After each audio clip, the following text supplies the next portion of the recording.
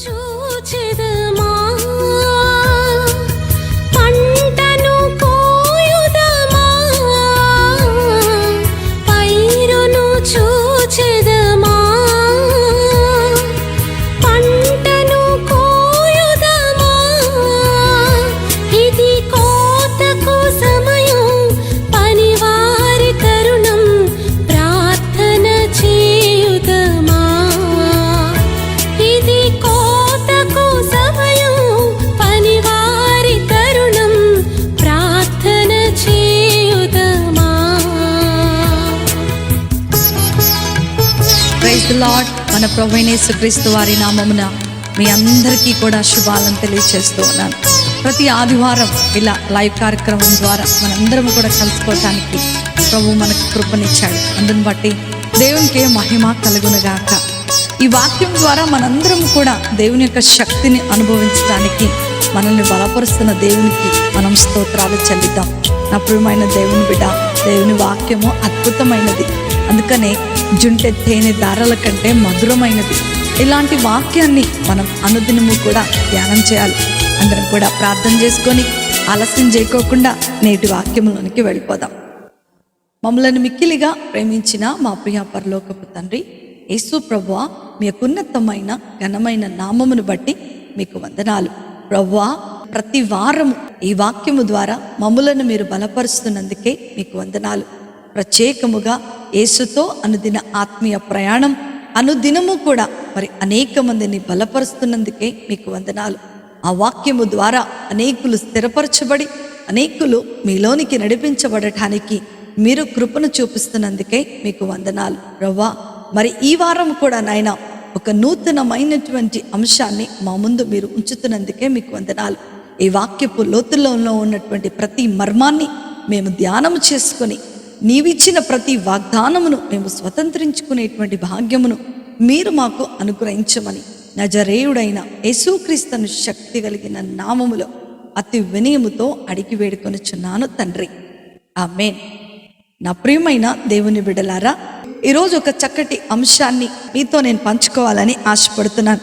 రోమీలకు రాసినటువంటి పత్రిక 4వ అధ్యాయము 20-21 వచనాలు మనం చదువుకున్నట్లయితే, అవిశ్వాసము వలన దేవుని వాగ్దానమును గూర్చి సందేహింపక దేవుని మహిమపరిచి ఆయన వాగ్దానము చేసిన దానిని నెరవేర్చుటకు సమర్థుడని రూఢిగా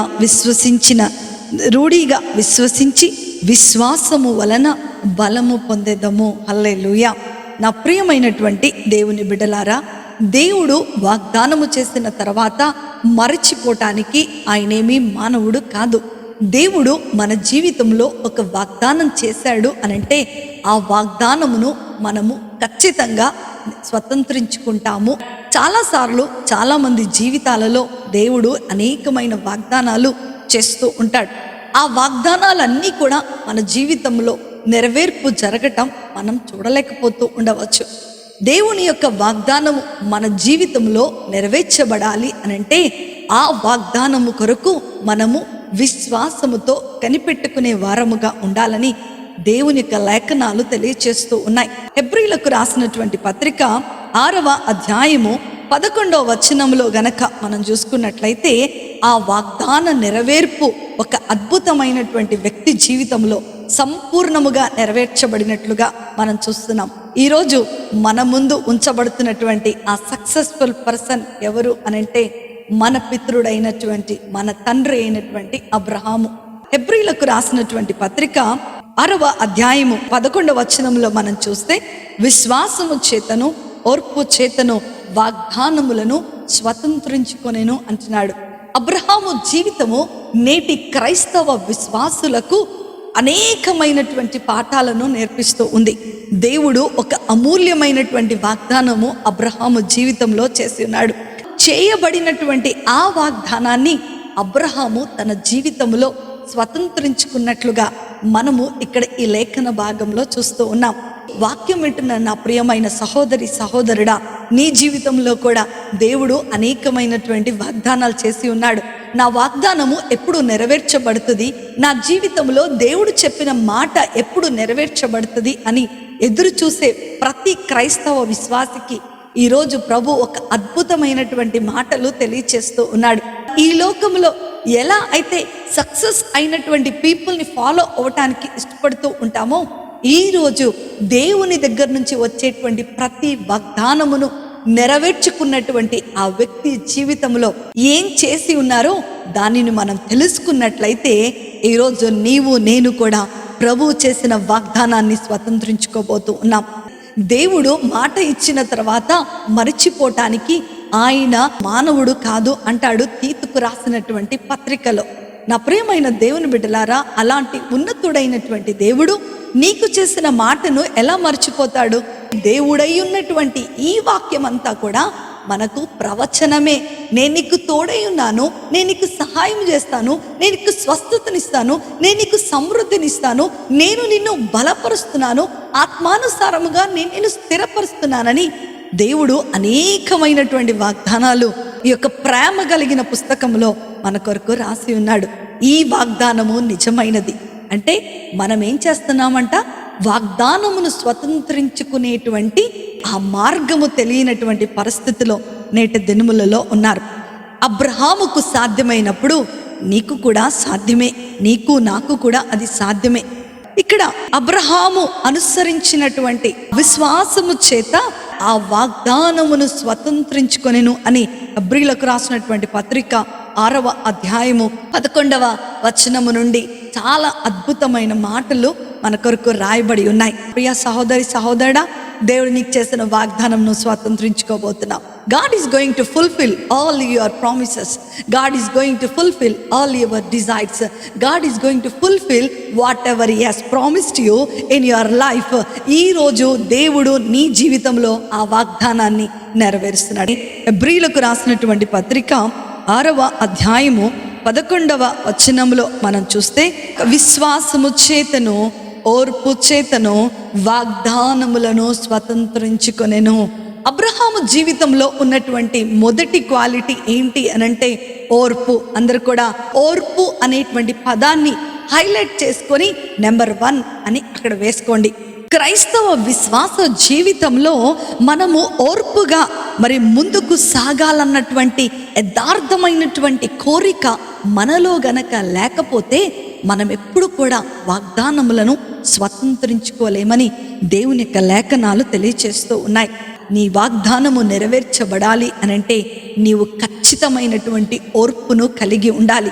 ఎన్ని పరీక్షలు నీ జీవితంలో ఎదురైనా, ఎన్ని అపజయాలు నీ జీవితంలో ఎదురైనా సరే, ఆ వాగ్దానము చేసినటువంటి దేవుని యందు, వాగ్దానము యందు నీవు నిరీక్షణ కలిగి ఓర్పు కలిగి జీవించినట్లయితే ఖచ్చితంగా నీ వాగ్దానాన్ని నీవు స్వతంత్రించుకుంటావని దేవుని యొక్క లేఖనాలు తెలియచేస్తూ ఉన్నాయి. 13 సంవత్సరాలు యోసేపు తన జీవితంలో భయంకరమైనటువంటి పరీక్షకు లోనయ్యాడు.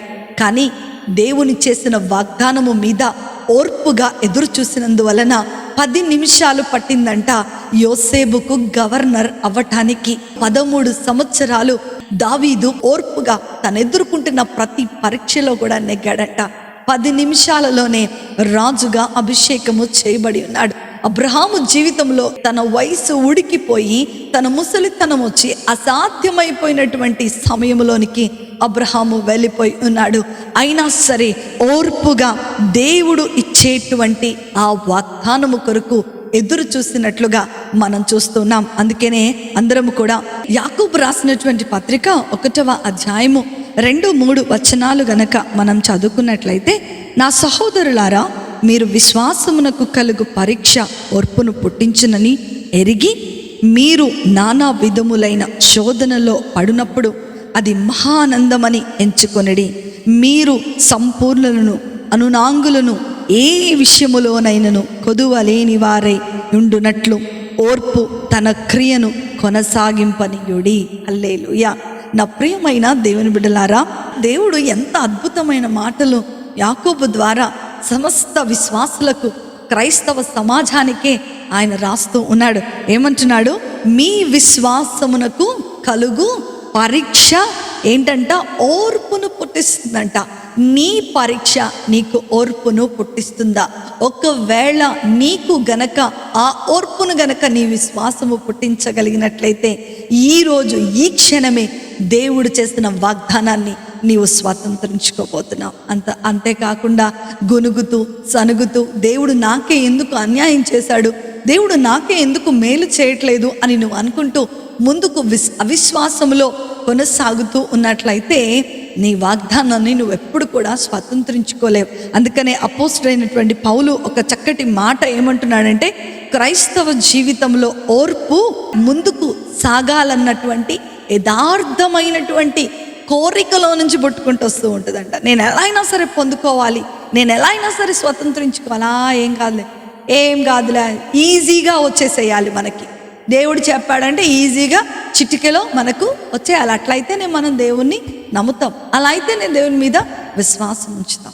కానీ నా ప్రియమైన దేవుని బిడ్డ, అబ్రహాముకు చేసిన వాగ్దానము నెరవేర్చబడటానికి ఇంచుమించు 25 సంవత్సరాలు వెయిట్ చేయాల్సి వచ్చింది. ఈ రోజుల్లో చూసినట్లయితే ఒక్క డే కూడా వెయిట్ చేయరు, ఒక్క వారం కూడా వెయిట్ చేయరు. వెయిట్ చేసే ఓపిక అసలు ఎవ్వరికీ కూడా లేకుండా పోయింది. ఈరోజు దేవుడు అబ్రహాం జీవితంలో సక్సెస్కు కారణం ఏంటో తెలుసా? అబ్రహాం గారు ఏమంటున్నాడు? ఓర్పు వలన మరి అబ్రహాము జయము పొందుకొనెను. ఈ యాకోబు ఏమంటున్నారు? నీవు శోధనలో పడినప్పుడు అది మహానందమని నువ్వు ఎంచుకో. ఎందుకో తెలుసా? దేవుడు నిన్ను ఆ శోధనలోంచి తప్పిస్తున్నాడు, దేవుడు నిన్ను సమృద్ధిలోనికి నడిపిస్తూ ఉన్నాడు. నా ప్రియమైన దేవుని బిడ్డలారా, యోబు జీవితాన్ని గనుక మనం గమనించుకున్నట్లయితే సాతాను అనేకమైనటువంటి అస్త్రాలను యోబు మీద వాడింది. కానీ యోబు ఓర్పుతో తనను తాను ప్రభువులో ఎప్పుడైతే ఆ శ్రమలు మహానందముగా ఎంచుకొని ముందుకు నడిచాడో రెట్టింపు ఆశీర్వాదాన్ని యోబు జీవితంలో చూసినట్లుగా మనం చూస్తూ ఉన్నాం. ఈ యొక్క భక్తుల జీవితాలను మనం చూస్తే ఏ సమస్య కూడా పర్మనెంట్ కాదు, ప్రతిదానికి సొల్యూషన్ ఉంది. అందరం కూడా చెప్దామా? నా సమస్య పర్మనెంట్ కానే కాదు, నా సమస్య టెంపరవరీ మాత్రమే. ఎందుకంటే అబ్రాహాము సమస్యకు సొల్యూషన్ దొరికింది, యోబు సమస్యకు సొల్యూషన్ దొరికింది, యాకోబు సమస్యకు సొల్యూషన్ దొరికింది. నా సమస్యకు కూడా ఈరోజు ప్రభు సొల్యూషన్ అనుగ్రహిస్తూ ఉన్నాడు. హల్లెలూయా. నా ప్రియమైన దేవుని బిడ్డలారా, ఈరోజు ఒకవేళ విసిగిపోతున్నావేమో, ఈరోజు సంపూర్ణంగా చాలామంది క్రైస్తవులకు విశ్వాసం ఉంటుంది, ఉండదని నేను అస్సలు అనను. కానీ ఆ విశ్వాసము సంపూర్తి చెందదు, ఎందుకంటే వాళ్ళలో ఓపిక ఉండదు. కాబట్టి వెయిట్ చేద్దాం, దేవుడు నీ జీవితంలో అద్భుతాన్ని చేస్తాడు. రెండవ విషయాన్ని గనక మనము చూసినట్లయితే హెబ్రీలకు రాసినటువంటి పత్రిక 12వ అధ్యాయము 1-2 వచనాలు మనం చదువుకుంటే, విశ్వాసమునకు కర్తయు దానిని కొనసాగించువాడునైన యేసు వైపు చూచుచు మన ఎదుట ఉంచబడిన పందెములో ఓపికతో పరిగెట్టెదము. హల్లెలూయా. నా ప్రియమైన దేవుని బిడ్డలారా, మనలో విశ్వాసము కలిగించువారు యేసు ప్రభువారే అని ఇక్కడ చదవబడినటువంటి వాక్యము ద్వారా మనతో మాట్లాడుతున్నాడు. మనలో గనక విశ్వాసం ఉంటే మనము ఖచ్చితంగా దేవునిని నమ్ముతూ దానిలో మనము కొనసాగించు వారముగా ఉంటామని దేవుని యొక్క వాక్యము సెలవిస్తూ ఉంది. ఇక్కడ మనం అండర్లైన్ చేసుకుందాం. ఏంటి అనంటే, విశ్వాసము ద్వారా నీ వాగ్దానమును నీవు స్వతంత్రించుకుంటావు. నీవు ఎలా ఓర్పు ద్వారా స్వతంత్రించుకుంటావు, విశ్వాసం ద్వారా నీ వాగ్దానాన్ని నువ్వు స్వతంత్రించుకుంటావని దేవుడు నీతో నాతో మాట్లాడుతూ ఉన్నాడు. నా ప్రియమైన దేవుని బిడ్డలారా, మన జీవితంలో ఉన్నటువంటి ఆ ప్రతి వాగ్దానము నెరవేర్చబడాలి అనంటే మనము ఏం చేయాలంట? సంపూర్ణమైనటువంటి విశ్వాసమును ప్రభు మీద ఉంచే వారముగా మనం ఉండాలి. అందుకనే ఎఫెసీ 4వ అధ్యాయం 13-15 వచనాలు మనం చదువుకుంటే, సంపూర్ణమైనటువంటి విశ్వాసాన్ని మనం కలిగి ఉండే వారముగా ఉండాలని దేవుడు ఎంతగానో ఆశపడుతున్నాడని అపోస్తలుడైనటువంటి పౌలు తన పత్రికలో రాస్తూ ఉన్నాడు. ఆ సంపూర్ణమైన విశ్వాసం ఎప్పుడొస్తుందో తెలుసా? మనము పరీక్షకులోనైనప్పుడు వస్తూ ఉంటుంది. అబ్రహాం జీవితంలో కూడా అనేకమైనటువంటి పరీక్షలు వచ్చాయి. ఆ పరీక్షలలో ఏం చేస్తాడంటే అబ్రహాము నెగ్గినట్లుగా మనం చూస్తూ ఉన్నాం. ఇదే హెబ్రీలకు రాసినటువంటి పత్రిక 3వ అధ్యాయము 6వ వచనంలో ఇంకొక అద్భుతమైన మాటను మనం చదువుకోవచ్చు. క్రీస్తు కుమారుడై ఉండి ఆయన తన ఇంటి మీద నమ్మకముగా ఉన్నాడు. ధైర్యమును నిరీక్షణ వలన ఉత్సాహమును తుదముట్టుటకు స్థిరముగా చేపట్టిన ఎడల మనమే ఆయన ఇల్లై ఉన్నాము. హల్లెలూయా. నా ప్రియమైనటువంటి దేవుని బిడ్డలారా, మనకున్నటువంటి దృఢ విశ్వాసము మరి ఏంటంట, మనకున్నటువంటి అదృఢమైనటువంటి విశ్వాసము అంతము మట్టుకు గట్టిగా పట్టుకున్నట్లయితే నీ వాగ్దానము ఖచ్చితంగా దేవుడు నెరవేరుస్తాడు. హల్లెలూయా. దేవుడి ఈరోజు నీతోనే మాట్లాడుతున్నాడు.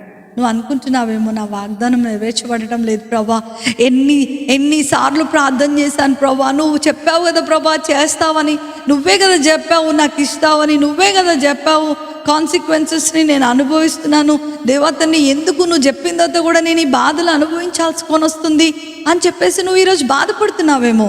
కానీ దేవుడు ఇక్కడ ఒక మాట చెప్తున్నాడు. ఏంటంట, మనము దేవుని ఇల్లై ఉన్నాము. యేసు ప్రభువారే తన తండ్రికి నమ్మకంగాను దృఢమైనటువంటి ధైర్యమైన నిరీక్షణ కలిగి ఉన్నవాడిగాను మరి స్ట్రాంగ్ పర్సన్గా ఉన్నాడు అని చెప్తూ ఉన్నాడు. నా ప్రియమైన దేవుని బిడ్డ, అబ్రహాము కూడా అలాగనే ఉన్నాడు.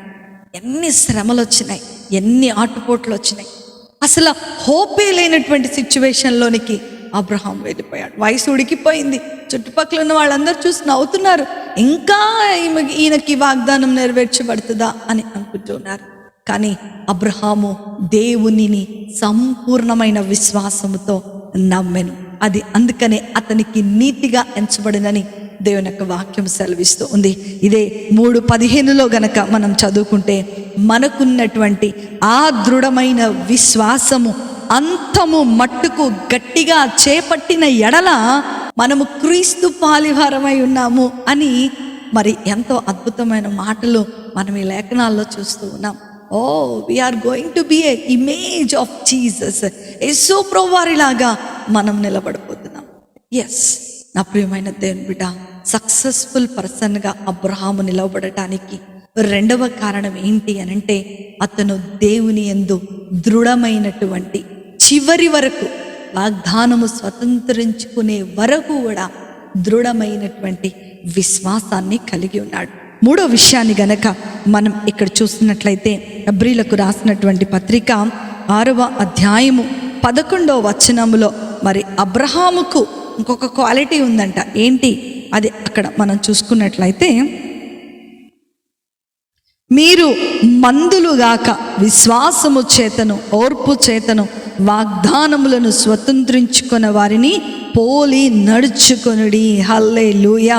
నా ప్రియమైనటువంటి దేవుని బిడ్డలారా, ఆధ్యాత్మికమైనటువంటి పరీక్షల ద్వారా దేవుడు మన వాగ్దానాలను స్వతంత్రించుకునేటువంటి మార్గాలను మనకు అనుగ్రహిస్తాడు.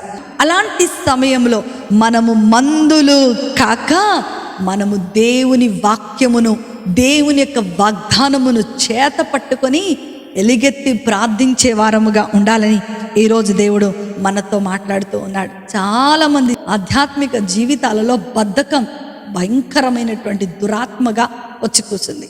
ఈరోజు చదవాలనుకుంటాం వాక్యం, కానీ బద్ధకం వచ్చేస్తుంది. తెల్లవారుజామునే 4 గంటలకే లేచి నేను ప్రార్థించాలి దేవునికి అనుకుంటూ ఉంటాం, కానీ బద్ధకం వచ్చేస్తూ ఉంటుంది. నేను రీసెంట్గా ఒక సహోదరుడి దగ్గర ఒక మాట విన్నాను. ఆ మాట విన్నప్పుడు నాకు చాలా ఆశ్చర్యం అనిపించింది. అవును, నేటి క్రైస్తవ విశ్వాస సమాజము ఈ శరీరానికి లోబడిపోయింది అన్నాడు ఆయన. ఎందుకు అని నేను చూస్తున్నట్లయితే, నిజమే, శరీరం చెప్తుంది నువ్వు పడుకో, అలసిపోయావు, నీకు 7 గంటల నిద్ర కావాలి అంటది. శరీరం చెప్తూ ఉంటుంది నీవు ఆకలేసిన అన్నం తిను, ఏం పర్వాలేదు, అన్నం తిన్న తర్వాత 1 గంట నిద్రపో, ఏం పర్వాలేదు, ఆ నిద్రపోయిన తర్వాత లేచి పనికి వెళ్ళు, ఏం పర్వాలేదు, నీవు పని చేస్తేనే కదా నీవు నీ కుటుంబం తినేది. ఇలా రకరకాల శరీరానికి అవసరమైనటువంటి అనేకమైన విషయాలు చెప్తూ ఉంటుంది. అంత మాత్రమే కాదు, ఆదివారమే మనకు ఫంక్షన్లు, ఆదివారమే మనకు థ్యాంక్స్ గివింగ్ ప్రేయర్లు, ఆదివారమే మనకు ఔటింగ్లు, ఆదివారమే మనకు రిక్రియేషన్ డేలు. వారమంతా మేము కష్టపడుతున్నాం కదండి, ఎలా మేము ఉంటాము, ఎలా మా జీవితంలో ఈరోజన్నా ఎంజాయ్మెంట్ ఉండదా? పిల్లలు గొడవ చేస్తున్నారండి, పిల్లలు బయటికి తీసుకొని వెళ్ళాలి, చర్చి మానేసి ఏం చేస్తూ ఉంటారంట, దేవుని సన్నిధిని మానేసి బయటకు తిరిగిస్తూ ఉంటాం. బద్ధకం, ఆధ్యాత్మిక జీవితంలో బద్ధకం నీ వాగ్దానమును స్వతంత్రించుకోవడానికి అడ్డుగా నిలబడుతున్నాయని ఈరోజు దేవుని యొక్క వాక్యము నీతో నాతో మాట్లాడుతూ ఉంది.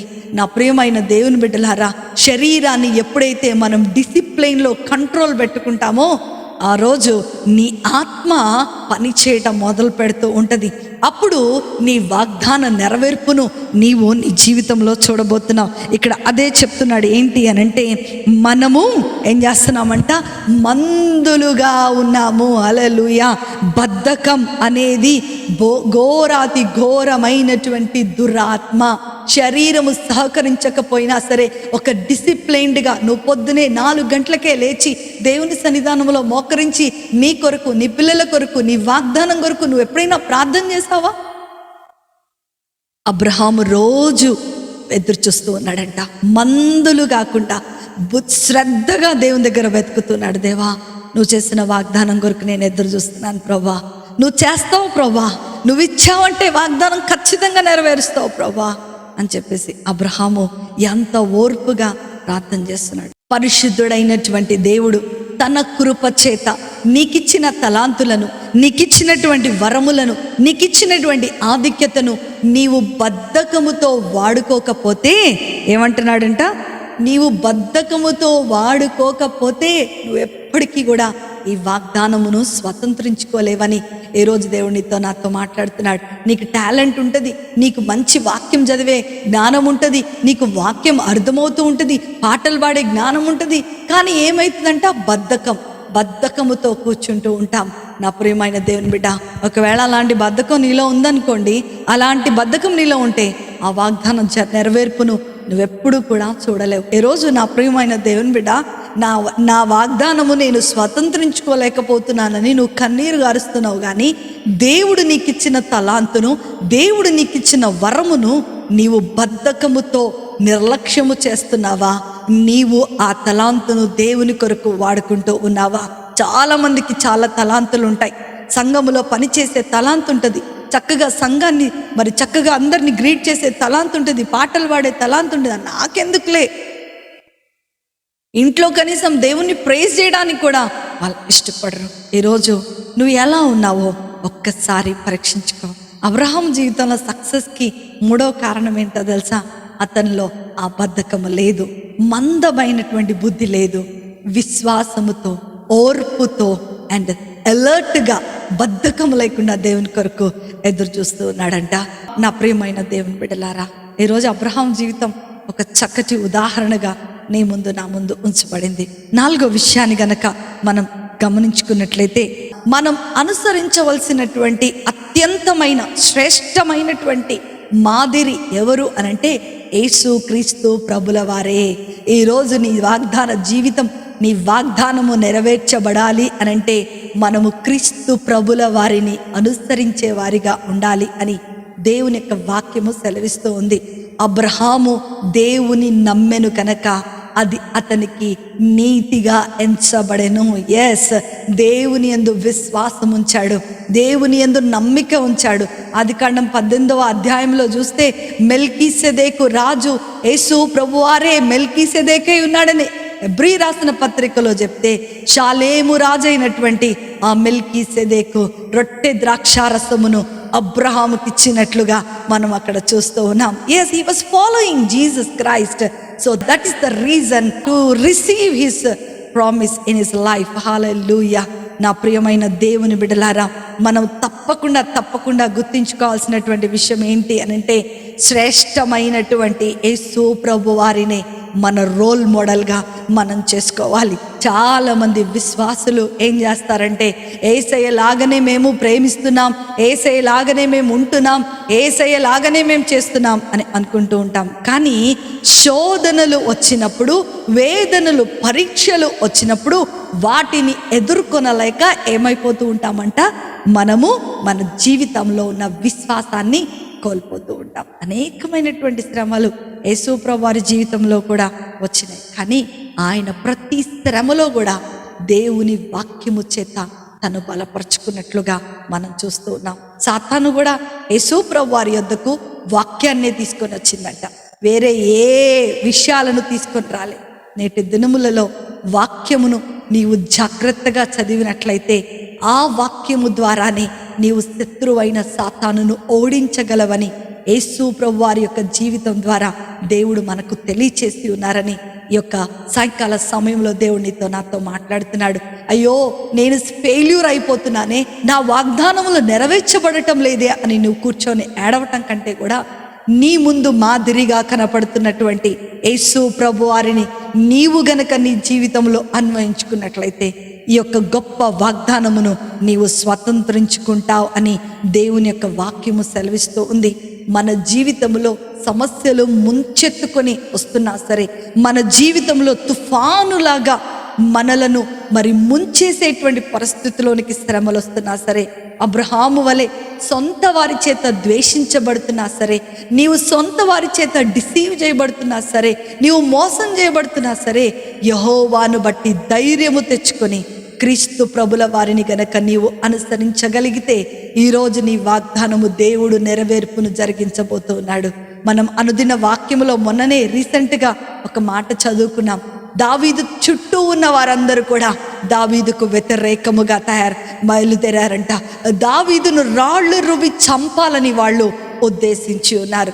కానీ దావీదు అలాంటి వ్యతిరేకమైన పరిస్థితిలో, అలాంటి ముంచెత్తుకుని వస్తున్నటువంటి ఆ శ్రమలలో దేవునిని బట్టి ధైర్యము తెచ్చుకొనెను అని అక్కడ వాక్యము 1 సమూయేలు గ్రంథం 30వ అధ్యాయంలో రాయబడినట్లుగా మనం చూస్తూ ఉన్నాం. ఆ ధైర్యం ఏం చేసిందో తెలుసా? ఆ పరీక్షలో దావీదు గెలిచేటట్లుగా చేసింది. ఆ ధైర్యం ఏం చేసిందో తెలుసా? దావీదు కోల్పోయిన దానికంటే రెట్టింపు ఆశీర్వాదాన్ని దావీదు జీవితంలోనికి తీసుకొని వచ్చింది. అమాలేకీయులు ఏదైతే దోచుకొని పోయారో దాన్ని తెచ్చుకోవటమే కాకుండా అమాలేకీయుల దగ్గర ఉన్నదంతా కూడా తెచ్చుకోవటానికి దేవుడు దావీదుకు కృపను చూపించినట్లుగా మనం చూస్తూ ఉన్నాం. నా ప్రియమైన దేవుని బిడ్డలారా, అబ్రహాములో ఉన్న 4వ క్వాలిటీ ఏంటి అనంటే, తండ్రి కుమార పరిశుద్ధాత్మ త్రియేక దేవుడు ఏకమై ఉన్నాడు. ఆయన దేవుని ద్వారా ఆ వాగ్దానమును నెరవేర్చుకున్నాడు. ఈరోజు కొత్త నిబంధన ప్రకారం, ఎబ్రీ రాసిన పత్రిక ప్రకారము క్రీస్తు ప్రభుల వారిని మాదిరిగా మనం అనుసరించగలిగినట్లయితే నీ వాగ్దానమును నీవు స్వతంత్రించుకోబోతున్నావు. చివరి విషయాన్ని మనం గమనించుకున్నట్లయితే, దేవుని యొక్క వాక్యము ద్వారా ప్రార్థన చేయటం ద్వారా మన వాగ్దానమును స్వతంత్రించుకుంటామని దేవుని యొక్క లేఖనాలు సెలవిస్తూ ఉన్నాయి. వాక్యము, ప్రార్థన రెండు కూడా మనకు 2 కళ్ళు లాంటివి. చాలామంది ప్రార్థనను నిర్లక్ష్యం చేస్తారు, వాక్యాన్ని చదువుతూ ఉంటారు. కానీ దేవుని యొక్క లేఖనాలు మనం చూసుకుంటే ఈ వాక్యము, ప్రార్థన రెండు కూడా విశ్వాసికి 2 కళ్ళు లాంటివి. వాక్యము, ప్రార్థన రెండు కూడా నిర్లక్ష్యం చేయకూడదు అని దేవుని యొక్క వాక్యము సెలవిస్తుంది. నీ వాగ్దానమును నువ్వు స్వతంత్రించుకోవాలంటే అనుదినము కూడా దేవుని వాక్యములో నీ జీవితాన్ని నువ్వు కట్టుకోవాలి. అందుకనే మొదటి దావీదు కీర్తన 2వ అధ్యాయములో మనం చూస్తే, నేను యెహోవా ధర్మశాస్త్రమును దివారాత్రములు ధ్యానించుచు దాని యందు నేను ఆనందించుచున్నాను అంటాడు దావీదు మహారాజు. అవును, దేవుని యొక్క వాక్యము మన జీవితంలో ప్రతిరోజు కూడా ఈ వాక్యము మనలను సంపూర్ణను చేస్తుంది. ఈ వాక్యము మనలను ఉన్నతమైనటువంటి కృపలోనికి నడిపిస్తూ ఉంది. దేవుని యొక్క వాక్యము మన జీవితాలలో అద్భుతమైనటువంటి కార్యాలను జరిగిస్తుందని దావీదు మహారాజు చెప్తున్నాడు. ఎప్పుడు జరుగుతుందంటండి? అనుదినము కూడా దేవుని యొక్క వాక్యాన్ని మనము స్వతంత్రించుకునే వారముగా ఉండాలి. అదే అపోస్తలుడైనటువంటి పౌలు ఫిలిప్పీ సంఘానికి పత్రిక రాస్తూ 4వ అధ్యాయము 6వ వచనంలో మనం చూసుకున్నట్లయితే, దేని గూర్చి చింతపడకుడు గాని ప్రతి విషయములోనూ ప్రార్థనా విజ్ఞాపనలతోనూ కృతజ్ఞతాపూర్వకముగా మీ విన్నపములు ప్రభువునకు తెలియచేయుడి. హల్లెలూయా. నా ప్రియమైనటువంటి దేవుని బిడ్డలారా, అబ్రహాము జీవితంలో ఓర్పు ఉంది, అబ్రహాము జీవితంలో విశ్వాసం ఉంది, అబ్రహాము జీవితంలో దేవునిని అనుసరించేటువంటి తత్వం ఉంది. అబ్రహాము జీవితంలో బద్ధకం అనేది లేదు. అబ్రహాము జీవితంలో దేవుని మాటకు లోబడేటువంటి, అంటే ఈ రోజుల్లో దేవుని వాక్యానికి సాదృశ్యముగా ఉన్నటువంటి ఆ మాటకు లోబడేటువంటి జీవితము అబ్రహాము కలిగి ఉన్నట్లుగా మనం చూస్తూ ఉన్నాం. ప్రార్థన చాలా చాలా ప్రాముఖ్యమైనది. అందుకనే పౌలు ఏమంటున్నాడు చూడండి, దేని గురించి మీరు చింతపడద్దు. నీ వాగ్దానం, నీ శ్రమల గురించి నువ్వు చింతపడకు, నీ యొక్క ఎదుర్కొంటున్న పోరాటాల గురించి నువ్వు చింతపడకు, లేకపోతే నీ యొక్క కష్ట నష్టముల గురించి నువ్వు చింతపడకు, కానీ కృతజ్ఞతాస్తుతులు చెల్లించండి. ఈ రోజు నుంచి మనందరం కూడా ఇదే అవలంబించుకున్నాం. దేవా, నా నోరును నువ్వు నింపుతున్నావు ప్రభా, స్తుతితో నింపుతున్నావు. Let us all praise for our problem. నాకు ఈ ప్రాబ్లం ఉంది ప్రభా, ఈ సమస్య నుంచి నాకు విడుదలను అనుగ్రహిస్తున్నావు. Thank you Jesus. దేవా, నా పిల్లలకి ఉద్యోగాలు ఇస్తున్నావు, థ్యాంక్ యూ. నా బిడ్డలకి వివాహం చేస్తున్నావు, థ్యాంక్ యూ. దేవా తండ్రి, నా బిడ్డల గర్భఫలాలు తెరవబడుతున్నాయి, నా గర్భఫలం తెరవబడుతుంది, థ్యాంక్ యూ జీసస్. నాకు ఉద్యోగం వస్తుంది, థ్యాంక్ యూ జీసస్. ఇస్తున్నందుకు నీకు వందనాలు. ప్రతి విషయములో కృతజ్ఞతతో ఎప్పుడైతే మనము ప్రార్థించగలుగుతామో, అలాంటి ప్రార్థన ఆరాధనను మనం కలిగి ఉంటామో, దేవుని యొక్క వాగ్దానము మన జీవితంలో నెరవేర్చబడిపోతుంది. నా ప్రియమైన దేవుని బిడ్డ, ఇప్పుడు వరకు కూడా నువ్వు కృంగిపోతున్నావేమో, ఈ సమస్యలు చుట్టుముట్టుతున్నటువంటి ఈ సమస్యలు ముంచెత్తుకొస్తున్నటువంటి తుఫాను లాంటి అపజయాలను చూసి నువ్వు బెంబెలెత్తిపోతున్నావేమో. నా జీవితం అంతా కూడా అగమ్య గోచరంగా ఉంది, అసలు ఎడారిలాగా ఉంది, ఆశీర్వాదమే లేదు, నా జీవితంలో సమృద్ధి లేదు, భయముతోనే నేను బ్రతుకుతున్నానని నువ్వు అనుకుంటున్నావేమో. Today God is speaking to you that you are going to flourish in the mighty name of Jesus. దేవుడు తన అద్భుతమైనటువంటి వాగ్దానమును నీ జీవితంలో చేస్తున్నాడు. ఈరోజు నువ్వు విడుదల పొందుకోబోతున్నావు, ఈరోజు నువ్వు ఆశీర్వదించబడబోతున్నావు.